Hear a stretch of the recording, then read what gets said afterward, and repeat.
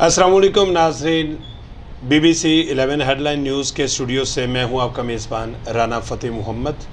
नाज़रीन, प्रोग्राम है इल्मो आगही और जैसा कि आपको पता है कि इस हवाले से बड़ी अहम ज़रूरत है कि हम अपनी आने वाली नस्ल को, नई नस्ल को, नौजवानों को और वतन अज़ीज़ के शहरियों को इल्मो आगही फ़राहम करें। उनके मुख्तलिफ़ शुबाह ज़िंदगी के हवाले से कैसे वो ज़िंदगी बसर कर सकते हैं, ज़िंदगी के कौन से ऐसे पहलू हैं जिनके ऊपर अगर वो मेहनत करें तो एक कामयाब शहरी बन सकते हैं, वतन पाकिस्तान के लिए मुफीद शहरी बन सकते हैं। तो आज BBC 11 हेडलाइन न्यूज़ के स्टूडियोज़ में हमारे साथ मौजूद हैं। आप HR एक्सपर्ट हैं, आप एजुकेशनिस्ट हैं, आप PhD स्कॉलर हैं, ट्रेनर हैं और बड़ी ही खूबसूरत शख्सियत है, मोटिवेशनल स्पीकर भी हैं। हमारे साथ मौजूद हैं राव जमील साहिब। आइए आपकी मुलाकात करवाते हैं। अस्सलाम वालेकुम राव जमील साहिब। वालेकुम अस्सलाम। कैसे हैं आप? अल्लाह का बड़ा करम है। सबसे पहले तो आपको BBC 11 हेडलाइन न्यूज़ के स्टूडियोज़ में खुश आमदीद कहते हैं। Thank you very much. अच्छा, आज मैं सोच रहा था कुछ हमारा जो प्रोग्राम है ना इल्मो आगही, तो बात ये होती है कि जब आप हकीकत में किसी को आगही फ़राहम करते हैं और दिल से जो बात निकलती है वो असर रखती है, तो उसका नतीजा बहुत अच्छा और बड़ा पॉजिटिव आता है। तो ये फरमाइएगा, आज मैं चाह रहा हूँ कि आपके साथ हम एजुकेशन के ऊपर बात करें, क्योंकि आप एजुकेशनिस्ट भी हैं, आप HR एक्सपर्ट भी हैं। HR एक्सपर्ट जो होता है उसका बड़ा अहम रोल होता है सोसाइटी में, मुआशरे में, वो किसी भी शोबे में हो, किसी भी डिपार्टमेंट में हो। HR एक्सपर्ट के टेबल से, उसके हाथों से, उसके कलम के जुम्बश करने से लोग अपॉइंट होते हैं। तो मैं एजुकेशन के शोबे में बात करना चाहूँगा कि हमारे यहाँ, हमारी सोसाइटी में क्वालिटी एजुकेशन क्या है, और अगर वो क्वालिटी एजुकेशन नहीं फ़राहम की जा रही तो क्यों नहीं फ़राहम की जा रही? बिस्मिल्लाहिर्रहमानिर्रहीम। सबसे पहले आपका शुक्रिया, आपने मुझे आज इनवाइट किया। ये एक बड़ा अहम टॉपिक है। देखिए, पाकिस्तान की इकॉनमी में बहुत सारे ऐसे अवामिल शामिल हैं कि जिसकी वजह से हमारी मईशत ऊपर नहीं आ रही, और इसमें एक बहुत बड़ा जो फैक्टर है वो है आपकी तालीम। जी, इसके मल्टीपल फैक्टर्स हैं कि पाकिस्तान में, हमारे मुल्क में, हमारे हर शहरों में, हमारे इदारों में तालीम की जो क्वालिटी है, जो तालीम का मेयार है, वो अच्छा नहीं है। देखिए, सबसे पहले हमें जानना ये है, जिस तरह आपने फरमाया कि HR लोगों को हायर करता है। जी, एक कॉन्सेप्ट है right person for right job, right man for right job. ठीक हो गया। अब होता ही है कि हमारे स्कूलों में, कॉलेजों में, यूनिवर्सिटियों में टीचर्स तो हम हायर कर रहे होते हैं, लेकिन क्वालिटी ऑफ टीचर्स हायरिंग एक बड़ा, मैं समझता हूँ, कंसर्न है। जी, अगर आपके टीचर्स क्वालिटी वाले आप हायर नहीं करेंगे, जी, जी, आपकी तालीम रेलेवेंट नहीं होगी, आपका एक्सपीरियंस, आपकी स्किल्स रेलेवेंट नहीं होंगी, तो वो डिलीवर क्या करेगा? फॉर एग्ज़ाम्पल, एक स्टूडेंट है, वो MS कर रहा है, वो MPhil कर रहा है, आप उसे कहते हैं कि जी आप पढ़ाना स्टार्ट कर दें। जी, तो सबसे पहले आपको चेक ये करना चाहिए कि अगर आप MS कर रहे हैं, क्या आपने इससे पहले पढ़ाया हुआ है और आप किस लेवल को पढ़ाएंगे। तो मैं समझता हूँ कि जो हायरिंग ऑफ टीचर्स है, ये भी एक बड़ा फैक्टर है।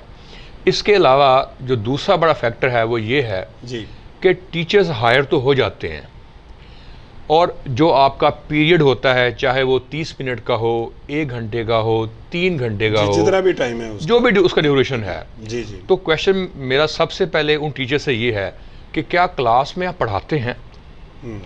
क्या क्लास में आप पढ़ाते ऑनेस्टी से हैं?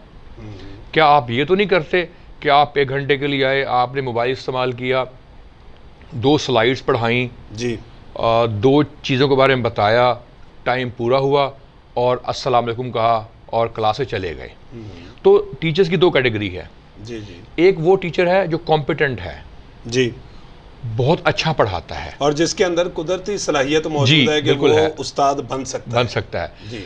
जो सेकंड टीचर है वो टीचर कॉम्पिटेंट नहीं है। अच्छा, अब मेरे जो कंसर्न है वो ये है कि चाहे टीचर कॉम्पिटेंट हो या कॉम्पिटेंट ना हो, जी जी, अगर वो क्लास में आ गया है, क्या उसने लेसन प्लान तैयार किया है, क्या उसने कंटेंट्स तैयार किए हैं, क्या उसने पूरा प्लान किया है कि मैंने 14 वीक्स में, 15 वीक्स में ये चीज़ें फ़लाँ ड्यूरेशन में पढ़ानी है। अच्छा, माजरत के साथ मैं यहाँ पर आपको इंटरप्ट करूँगा, बात आपकी दुरुस्त है, लेकिन यहाँ पर ये बहुत अगला स्टेप है जो आप हमें बता रहे हैं ना। माशाल्लाह आप बहुत एक्सपर्ट हैं, बहुत आगे चले गए हैं आप। मैं पहले इसकी बेसिक रीज़न पे रहना चाह रहा हूँ कि जब एक टीचर की अपॉइंटमेंट होती है, एक उस्ताद पढ़ाने के लिए उसका एक सिलेक्शन होती है, ठीक है, वो आपने बात कर दी कि जी क्या वो सिलेक्शन दुरुस्त है या गलत है या नहीं है। सिर्फ क्वेश्चन इज़ दैट कि क्वालिटी एजुकेशन के लिए सिर्फ टीचर का ही किरदार हमें दरकार है, इसके अलावा भी तो बहुत सारे करैक्टर्स हैं ना हमारी सोसाइटी के। जी हाँ, मैं उस पर तरफ आ रहा था। जी जी बिल्कुल। बेसिकली देखें, इसमें 2-3 बड़े अहम किरदार जी हैं। जी सबसे पहले स्टूडेंट्स खुद। जी बिल्कुल। स्टूडेंट्स क्लास में आ गए हैं, दाखला हो गया है, लेकिन क्या क्लास में वो पढ़ रहे हैं या नहीं पढ़ रहे, जी। ठीक है। दूसरा पेरेंट्स। ये बड़ा अहम पॉइंट है आपका जी। तीसरा, जहाँ वो पढ़ रहे हैं जी, जी। वो यूनिवर्सिटी है, वो कॉलेज है, स्कूल है, इदारा, इंस्टीट्यूट जो है वो और टीचर्स इटसेल्फ। डेफिनेटली। और एक और अहम चीज़, गवर्नमेंट। जी कुछ बच्चे ऐसे हैं जिनके पास फीस नहीं होती, पैसे नहीं होते, जी जी क्या वो अच्छे स्कूल में पढ़ सकते हैं? ये बड़ा क्वेश्चन है। जी पाकिस्तान में बहुत सारे बच्चे ऐसे हैं जो कॉम्पिटेंट है, टैलेंटेड हैं, लेकिन पैसे ना होने की वजह से वो पढ़ नहीं पाते।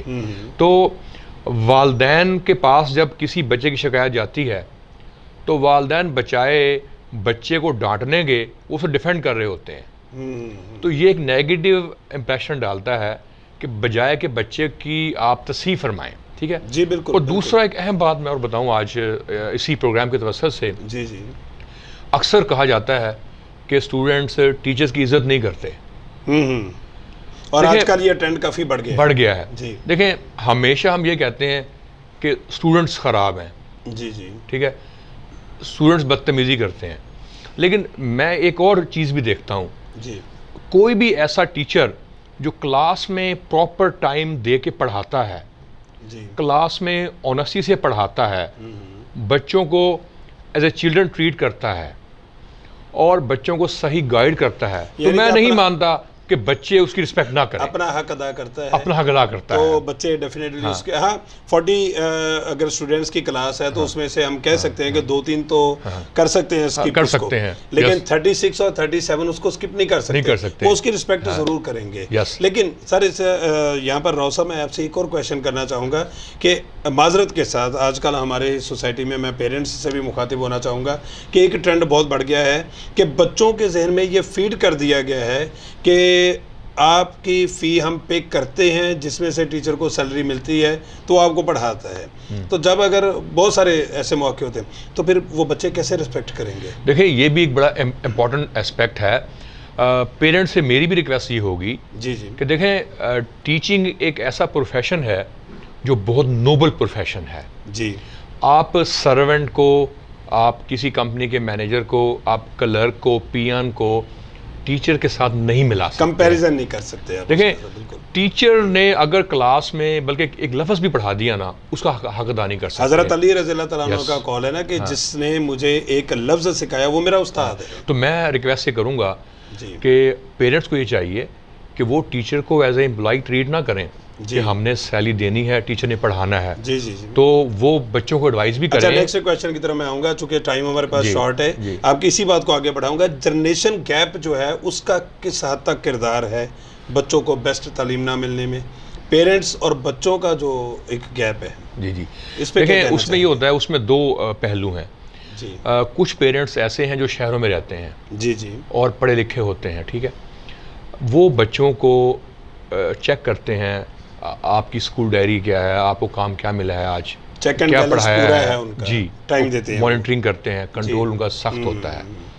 कुछ पेरेंट्स ऐसे हैं जिनका ताल्लुक गांव देहात सर से माजरत है, के साथ कहूँगा ज़्यादातर पेरेंट्स ऐसे हैं कि जो बच्चों को फोकस नहीं करते, लेकिन वो पेरेंट्स जो पढ़े लिखे हैं, अगर वो फोकस नहीं कर रहे, उन्हें फोकस करना चाहिए। और दूसरा, वो बच्चे जो गाँव में रहते हैं उनके वालिदैन इतने ज़्यादा एजुकेटेड नहीं होते और जिसकी वजह से वो फोकस नहीं कर पाते। लेकिन मैं रिक्वेस्ट करूँगा, उनको भी चाहिए कि वो फोकस करें ताकि बच्चे अच्छे अंदाज में जो तालीमी सरगर्मी है उसको ऑप्ट कर सकें, उसको अडॉप्ट कर सकें। अच्छा, इसमें राव साहब ये फरमाइएगा कि ये तो हो गया पेरेंट्स, टीचर्स, स्टूडेंट्स, इंस्टीट्यूट। हमारे मोबाइल का, सोशल मीडिया का इसमें किस हद तक किरदार है जो बच्चों को असल एजुकेशन से दूर कर रहे हैं? देखें, पाकिस्तान में ना स्पेशली जिस तरह हमारे पेरेंट्स एजुकेटेड नहीं हैं, जी जी, और आजकल हर बच्चे के हाथ में कम से कम 2 मोबाइल ज़रूर होते हैं, ठीक है। और मैं रिक्वेस्ट करूंगा तमाम स्टूडेंट से और पेरेंट्स से, आजकल हम अखबार पढ़ना छोड़ गए हैं, हमने बुक्स पढ़ना छोड़ दी, किताब दोस्ती ख़त्म हो गई है जी। हम क्या करते हैं, हम सिर्फ सोशल मीडिया और मोबाइल का इस्तेमाल ज़्यादा करते हैं जी जी, जिसकी वजह से जो हमारी तालीमी सरगर्मी है ये मुतासिर होती है। तो मैं रिक्वेस्ट करूंगा कि सोशल मीडिया का इस्तेमाल मुस्बत किया जाए। और दूसरा एक कॉन्सेप्ट होता है बैलेंस रखना। आपने मोबाइल को इस्तेमाल भी करना है लेकिन बैलेंस रखना है।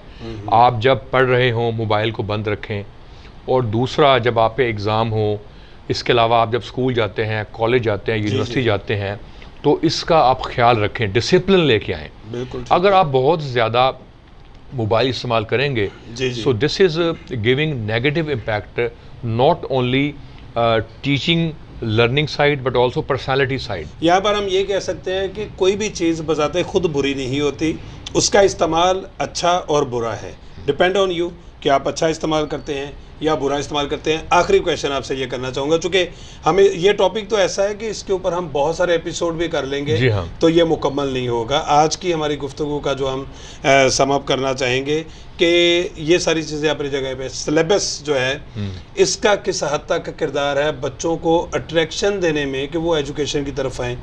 आप क्या समझते हैं कि सिलेबस वन सिलेबस होना चाहिए, या कि इसमें जैसे बहुत सारे जो मीडियम है सिलेबस के हमारे, तो उसका क्या आप समझते हैं? देखें, बेसिकली ना जो करिकुलम है ना जी जी, ये एक बैकबोन होती है, बिल्कुल ठीक है। करिकुलम को सही डिफ़ाइन करें जी, और स्पेशली वो स्टूडेंट्स और वो तालीमी इदारे, स्पेशली यूनिवर्सिटीज़ जी जी, जहाँ पे आप डिग्री देते हैं मास्टर की, बिल्कुल सही, वहाँ पे करिकुलम को डिफ़ाइन करने से पहले इंडस्ट्री के साथ भी लिज़ान किया जाना चाहिए। फॉर एग्जांपल, एक स्टूडेंट है जो MBA कर रहा है, जी जी, MCOM कर रहा है, तो इंडस्ट्री प्रैक्टिसेस क्या हैं? जी, पाकिस्तान में प्रैक्टिकल गैप मौजूद है। हम पढ़ लेते हैं लेकिन हमें ये नहीं पता होता कि इसको इम्प्लीमेंट कैसे करना है जी। तो मैं रिक्वेस्ट करूँगा कि जब आप करिकुलम डिज़ाइन करें, कंटेंट्स डिज़ाइन करें, तो उसका जो प्रैक्टिकल अप्रोच है उसको अपनाएं।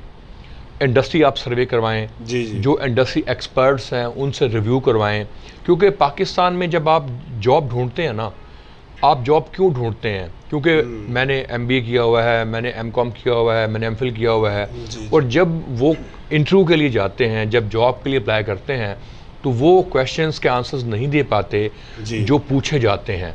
तो मैं समझता हूँ कि इंडस्ट्री और एकेडमिया जो गैप है उसे ख़त्म किया, प्रैक्टिकल होना ज़रूरी है। अच्छा, हम निसाबी सरगर्मियों पे हम बात ज़रूर करेंगे, लेकिन वो किसी और प्रोग्राम पे बात करेंगे। हम निसाबी सरगर्मियाँ एजुकेशन के साथ साथ बहुत बड़ा ये भी एक मौजू है और इसके ऊपर हम बात ज़रूर करेंगे, लेकिन सिर्फ चूँकि सिलेबस की बात हुई है, एजुकेशन की बात हो रही है, तो क्या ख्याल है आपका कि प्रोफेशनल एजुकेशन जो है वो ज़्यादा ज़रूरी नहीं है? अब बात कर रहे हैं जॉब्स के हवाले से कि जॉब्स क्यों ढूंढनी पड़ रही है, हमें क्यों जाना पड़ रहा है, आपके हाथ में हुनर क्यों नहीं आता, हुनरमंद नौजवान हम क्यों नहीं पैदा कर रहे हैं? देखिए, बेसिकली ना जो है ना टेक्निकल एजुकेशन, जी जी, इसकी डिमांड अब बहुत बढ़ रही है जी, क्योंकि पाकिस्तान में डिग्रियां बांटी जा रही हैं, ये जगह जगह इदारे खुले हुए हैं। जी जी जी, हर स्टूडेंट, हर इंडिविजुअल के पास डिग्री है मास्टर की, जी, MPhil की, ऐसे ही है। और जो बच्चे जो डिप्लोमा करना चाहते हैं वो नहीं कर पा रहे और टेक्निकल जो तालीम है उस तरफ नहीं आ रहे जी, ऐसे और ये भी एक गैप है। मैं समझता हूँ कि इन तालीमी एक्टिविटीज़ ना होने की वजह से उन बच्चों को जॉब भी नहीं मिलती। ऐसे ही तो वो बच्चे जो तालीम हासिल नहीं कर सकते, और मैं उनको मैसेज देना चाहूँगा कि वो टेक्निकल हुनर लें ताकि वो कम पैसों में, कम वक्त में जल्द अज जल्द अपने लिए, अपने वालिदैन के लिए पैसे कमाना स्टार्ट करें। आखिर में हमारे जो नाजरीन हैं, पेरेंट्स के लिए कोई पैगाम देना चाहें आप? जी, मेरा एक ही पैगाम है, वो ये है कि अगर कोई शिकायत आए तालीमी इदारे की तरफ से आपके बच्चे के हवाले से, तो प्लीज़ आप उन्हें डिफेंड ना करें, बल्कि आप टीचर की बात सुने, तालीमी इदारे की बात सुने, क्योंकि जब वो कोई बात कर रहे होते हैं तो वो आपके बच्चे की भलाई के लिए बात कर रहे होते हैं। और दूसरा, बच्चों को चेक एंड बैलेंस में लेके आएँ, उन्हें चेक करें, उनसे पूछें कि आज क्या पढ़ाया गया था, आपने क्या पढ़ा है, आपने होमवर्क किया नहीं किया। और तीसरा, बच्चों को अदब भी सिखाएं कि वो अपने टीचर्स का एहतराम करें। और चौथा, बच्चों को गाइड करें कि सोशल मीडिया का इस्तेमाल पॉजिटिव करें। Thank you very much. माशाल्लाह जी, मैंने आपसे एक मैसेज का कहा था, तो राव साहब ने 4 मैसेज एक मैसेज में सम अप कर दिए। ये हमारी खुशकिस्मती है कि माशाल्लाह हमारे तालीम हमारे साथ मौजूद हैं। तो नाज़रीन, मैं राव साहब की बात से इत्तेफाक करते हुए मैं इसको कहता हूँ जी कि ये एक ट्रायंगल है।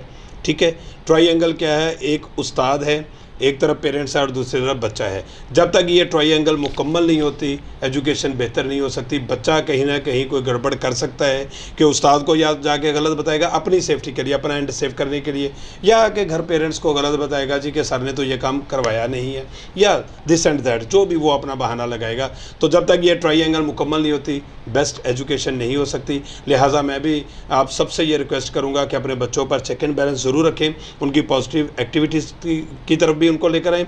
एजुकेशन के पॉइंट ऑफ व्यू से उनको आप देखें कि वो क्या कर रहे हैं, क्या करना चाहिए, और असातिज़ा के साथ रब्ता और उनकी बात पर भी यकीन करें कि उस्ताद भी सही कह रहा है। बच्चा कहीं ना कहीं गलत हो सकता है, वालिदैन दुरुस्त होते हैं, उस्ताद दुरुस्त होता है, बच्चा अपने लिए राह फरार हासिल कर सकता है।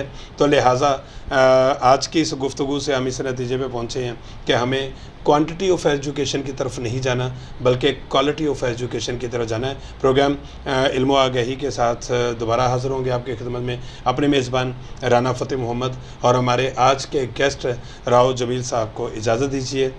अल्लाह हाफिज़। Thank you.